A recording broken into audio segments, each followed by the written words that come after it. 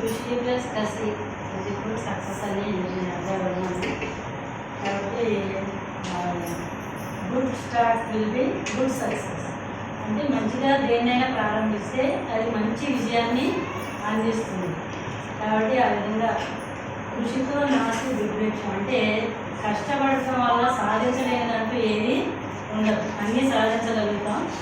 కాబట్టి ఈ సంవత్సరం మరి 100% ఫలితం అందుకోవాలని 10th క్లాస్ విద్యార్థులు ప్రతి ఒక్కరు కూడా మరి రెగ్యులర్గా స్కూల్కి వచ్చినప్పుడు అంటే ఫస్ట్ ఏంటంటే స్కూల్కి రెగ్యులర్గా ఎవరైతే ఆబ్సెంట్ అవ్వకుండా వస్తారో వాళ్ళే కష్టపడి హార్డ్ వర్క్ చేయగలిగినటువంటి వాళ్ళు మాత్రమే ఎక్కువ వరకు మరి అందరికంటే టాప్ స్టేజ్లో ఉండడం అనేది జరిగింది. మరి మరి అటెండెన్స్ అనేది అంత ఇంపార్టెంట్. అందుకే మేము ఎప్పుడు కూడా బడి మానద్దని చెప్పి అదొక కారణం. కాబట్టి అదేవిధంగా మొదటి నుంచి కూడా ప్రిపేర్ అవుతూనే ఉండాలి. ఎప్పుడో లాస్ట్కి వచ్చిన తర్వాత అప్పుడు చదువుదాం, ఇంకా 2 నెలలు వస్తుంది, నెల ఉందలే పర్వాలేదు, లేదా చూసి కాపీ కొడదామే అని అనుకున్న ప్రతి ఒక్కరు కూడా మనం ఫెయిల్ అనేది మరి ఈ లాస్ట్ ఇయర్ మనం చూసాం. నెక్స్ట్ ఇయర్ మేము అది చూడకుండా ఉండాలంటే ఖచ్చితంగా ఏంటంటే మొదటి నుంచి కష్టపడి చదవాలి. చూసి కాపీలు అనేవి ఏముండవు. ఎవరు కష్టపడి చదువుతారో, ఎవరు హార్డ్ వర్క్ చేస్తారో వాళ్ళే పాస్ అవుతారు, వాళ్ళే మంచి భవిష్యత్తులోకి పెడతారు. కాబట్టి అందరూ చదవాలి. 35 మార్క్స్ అనేది అదేంటంత కష్టమైంది కాదు. మన దృష్టిలో ఎవరు ఎంత కష్టపడితే అంతే ఫలితం వస్తుంది.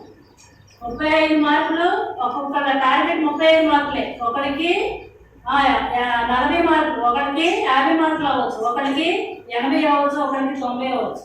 అది మన సామర్థ్యాన్ని బట్టి ఉంటుంది. 100% ఫలితం రావాలంటే మాత్రం నిరంతరం కష్టపడాలి. నిరంతరం కష్టపడితే మాత్రమే దాన్ని సాధించగలం. సాధించాలంటే ఏకాగ్రత ఉండాలి. ఏకాగ్రత అంటే ఒక విషయం మీదే దృష్టి పెట్టడం. ఒక విషయం అంటే ఏంటి, అది చదువు తప్ప ఇంకేది ఉండకూడదు. ఫ్రెండ్స్ ఎక్కడ ఉండాలి, ఒక లీజర్ టైం వరకు మాట.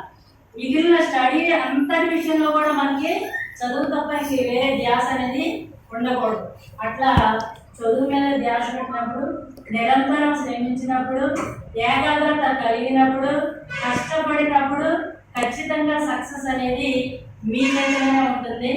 మన రాత బ్రహ్మరాశాలు కానీ మన భవిష్యత్తుని మనం సరిదిద్దుకునేటువంటి అవకాశానికి మన చేతికి ఇచ్చాడు. కాబట్టి రాత ఎంత బాగుంటే తర్వాత మన భవిష్యత్తు అంతా బ్రహ్మాండంగా ఉంటుంది. కాబట్టి కష్టపడి చదవండి, రాత మీద మంచి దృష్టి పెట్టండి, మంచి రైటింగ్ స్కిల్స్ అనేవి ఉండాలి, వాటిని అభివృద్ధి చేసుకోండి.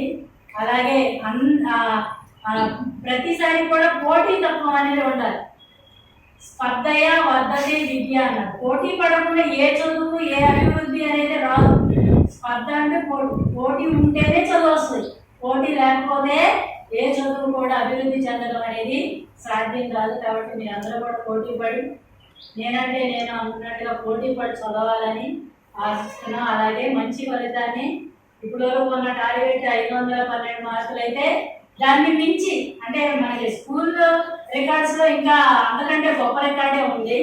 ఆ రికార్డుని దాటితేనే మరి చరిత్ర సృష్టించినట్టు మధ్యమాలు కూడా పేరు చేసి హై స్కూల్లో అటువంటి క్రెడిట్ మళ్ళీ ఒకసారి పునరావృతం అవ్వాలని మనస్ఫూర్తిగా కోరుకుంటున్నాను.